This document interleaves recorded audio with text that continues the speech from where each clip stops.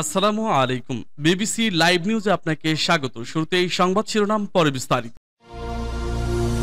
জানিয়ে দেব এই মুহূর্তে পাওয়া আমাদের হাতে থাকা সর্বশেষ গুরুত্বপূর্ণ আপডেট। আন্তর্জাতিক সংবাদ। হঠাৎ মার্কিন সামরিক তৎপরতা, কি ঘটতে যাচ্ছে মধ্যপ্রাচ্যে, জানিয়ে দিব এ বিষয়ে বিস্তারিত সংবাদে। এরপর জানিয়ে দেব কাতারের নিরাপত্তার আড়ালে ইরানকে টার্গেট করছে ট্রাম্প। এবার বোধহয় যুদ্ধ বাদলে ভয়ঙ্কর যুদ্ধ হবে, আর এই যুদ্ধে ধ্বংস দেখবে গোটা বিশ্ব। মধ্যপ্রাচ্যের পথে ঝাঁকে ঝাঁকে মার্কিন যুদ্ধ বিমান ও বিমানবাহী রণতরী পাঠাতে শুরু করেছে ওয়াশিংটন। এতে কিসের ইঙ্গিত দিচ্ছে বিশ্বমোড়ল মার্কিন সাম্রাজ্যবাদী প্রেসিডেন্ট ট্রাম্প? এ নিয়ে জানিয়ে দেব বিস্তারিত সংবাদে। এরপর জানিয়ে দেব ইরান কি যুক্তরাষ্ট্রে আক্রমণ করবে। বিশ্বমোড়ল বলে মার্কিন যুক্তরাষ্ট্র ছাড় পাবে এমন ভাবনা বদলে দিয়েছে পারস্য উপসাগরীয় এক রাষ্ট্র, যাদের ক্রমাগত সফলতার ঝলকে পুরে যাচ্ছে বহু নামি দামি রাষ্ট্রের উন্নয়নের পালক। এনে থাকছে আরো একটি বিস্তারিত ডেস্ক রিপোর্ট। এবং সর্বশেষ জানিয়ে দিব আবারও জেগে উঠেছে গাজা। গাজা থেকে ছোড়া হচ্ছে রকেট। মুহুর্মুহু রকেট হামলায় ইসরায়েলে তোলপাড়। এ নিয়ে জানিয়ে দিব বিস্তারিত ডেস্ক রিপোর্ট। শুনছিলেন সংবাদ শিরোনাম, এরপর বিস্তারিত। তবে তার আগে অনুরোধ থাকবে ভিডিওটিতে একটি লাইক এবং কমেন্টস করে জানিয়ে দিন আজকের এই ভিডিও সম্পর্কে আপনার মূল্যবান মতামত। আর অবশ্যই এই ভিডিওটি আপনার ফেসবুক সোশ্যাল মিডিয়ায় শেয়ার দিয়ে ছড়িয়ে দিন, আর জানিয়ে দিন আপনি কোন জেলা থেকে বা কোথা থেকে আমাদের সংবাদটি শুনছেন এবং দেখছেন। অনুরোধ থাকবে আপনি যদি আমাদের এই চ্যানেলটিতে নতুন হয়ে থাকেন তাহলে অবশ্যই চ্যানেলটি সাবস্ক্রাইব করে পরবর্তী আপডেট সংবাদ পেতে চোখ রাখুন বিবিসি বিশ্ব খবরে। মাত্র ৭২ ঘন্টায় ডজনেরও বেশি যুদ্ধ বিমান, বিমানবাহী রণতরী ও মিসাইল প্রতিরক্ষা ব্যবস্থা পাঠিয়ে মধ্যপ্রাচ্যের নতুন সর্বাত্মক যুদ্ধের অশনি সংকেত দিচ্ছে যুক্তরাষ্ট্র ও ইসরায়েল। ফের উত্তপ্ত হয়ে উঠেছে মধ্যপ্রাচ্যের আবহাওয়া। মাত্র ৭২ ঘন্টায় কয়েক ডজনেরও বেশি যুদ্ধ বিমান ও আকাশের জ্বালানি সরবরাহকারী হুইল ট্যাঙ্কার পাঠিয়েছে যুক্তরাষ্ট্র। এসব বিমানের বেশিরভাগই ইতিমধ্যেই কাতারের আল উদাইদে ঘাঁটিতে অবতরণ করছে। এমনকি B-2 স্প্রেড বোম্বারও মোতায়েন করতে যাচ্ছে ওয়াশিংটন। এমন পরিস্থিতিতে প্রশ্ন উঠছে, হঠাৎ কোন লক্ষ্যে মধ্যপ্রাচ্যে মার্কিন সামরিক তৎপরতা বৃদ্ধি পাচ্ছে?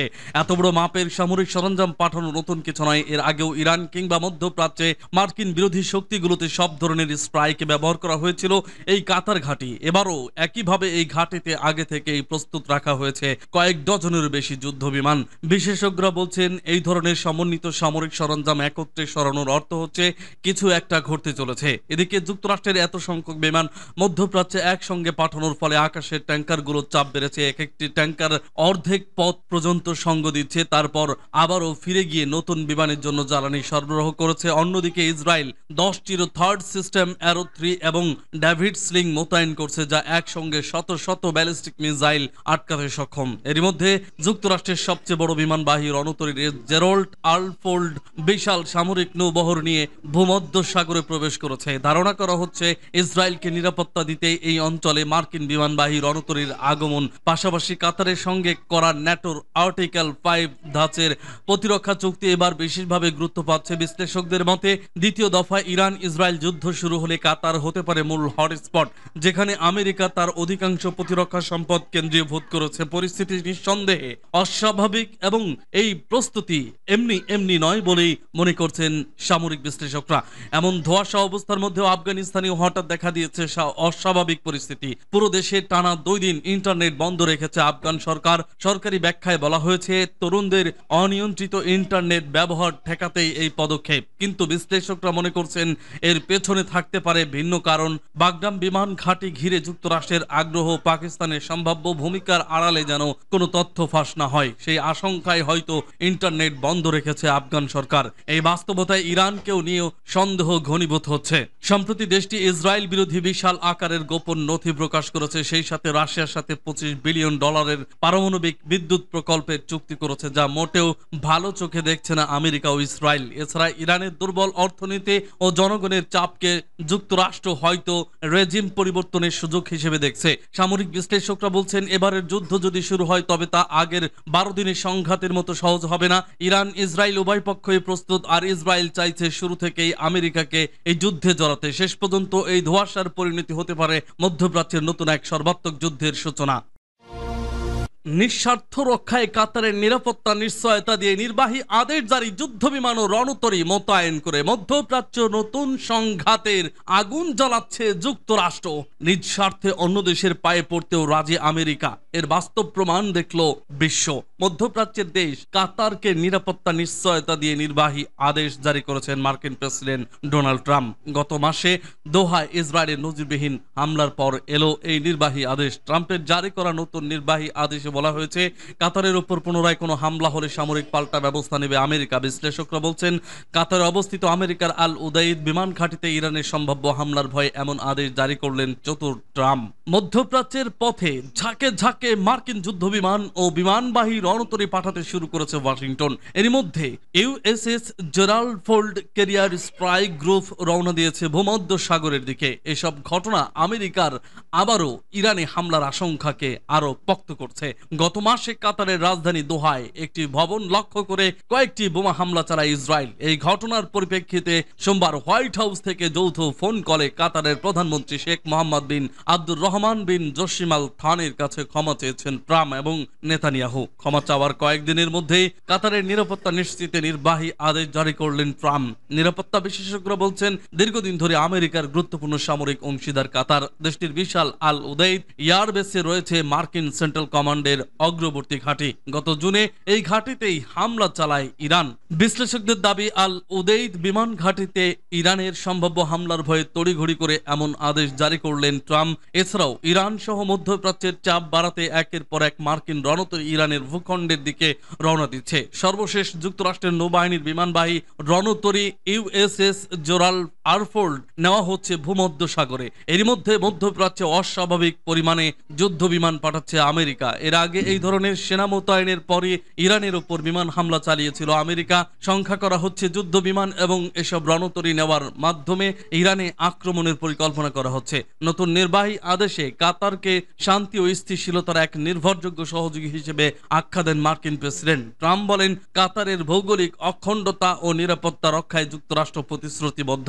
কাতারের বিরুদ্ধে যে কোনো সামরিক আক্রমণকে আমেরিকার শান্তি ও নিরাপত্তার প্রতি হুমকি হিসেবে বিবেচনা করা হবে বলেও জানান তিনি।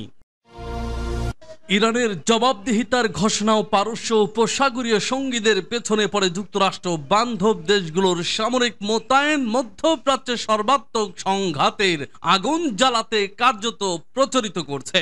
বিশ্বমণ্ডল বলে মার্কিন যুক্তরাষ্ট্র ছাড় পাবে না এমন ভাবনা বদলে দিয়েছে পারস্য উপসাগরীয় এক রাষ্ট্র, যাদের ক্রমাগত সফলতার ঝলকে পুড়ে যাচ্ছে বহু নামী রাষ্ট্রের উন্নয়নের পালক। এবারে নিজেদের চামড়া বাঁচাতে তাই সবাই মিলে সেই রাষ্ট্রের পেছনে পড়ে আছে। হাতে না হয় ভাতে, যেভাবেই হোক এই দেশকে ধরাশায়ী করাটাই একমাত্র লক্ষ্য হয়ে দাঁড়িয়েছে পশ্চিমাদের। কোন রাষ্ট্রের গল্প হচ্ছে সেটা নিশ্চয়ই আর নতুন করে বলে দিতে হবে না দর্শকদের। হ্যাঁ, বলেছিলাম ইরানের কথাই, যাদের উঁচু কণ্ঠস্বর চেপে ধরতে এত আয়োজন, যুক্তরাষ্ট্রের তারাই এবারে কোনো রাগ ঢাক ছাড়াই সরাসরি চোখ রাঙালো বিশ্বের সবচেয়ে শক্তিশালী রাষ্ট্রকে। তেহরান জানালো আরো একটা অন্যায় আক্রমণও সহ্য করবে না ইরান।